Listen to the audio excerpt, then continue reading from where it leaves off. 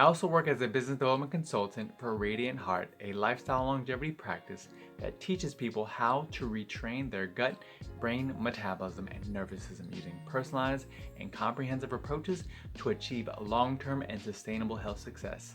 And I say personalized and comprehensive because we take the time to get to know you, your health history, your environment, your lifestyle behaviors in order to come up with a personalized solution that meets your unique lifestyle.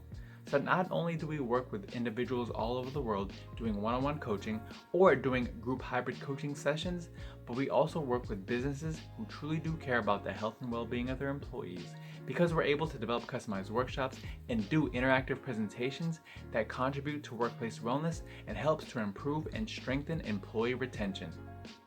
Now that just scratches the surface of what Radiant Heart is all about. I want to switch topics and talk about my two primary goals for business networking. One, I want to create more strategic partnerships with practitioners and coaches in different health modalities that truly care about taking a personalized approach to helping their clients become better versions of themselves, whether it's mentally, physically, emotionally, or spiritually.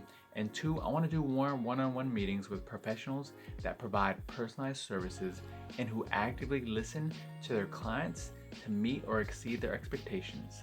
So my goal in a one-on-one is for both parties to take the time to learn about each other's respective businesses to see how we could support each other so that we could continue to grow and thrive. Now, if your goals align with mine when it comes to doing a one-on-one, please feel free to contact me by clicking on the link within my bio or clicking on the link within the video description. My name is Brandon Drake. I am a business development consultant for Radiant Heart, otherwise known as the Healthy Data Guy, because I believe in using data to make informed health decisions.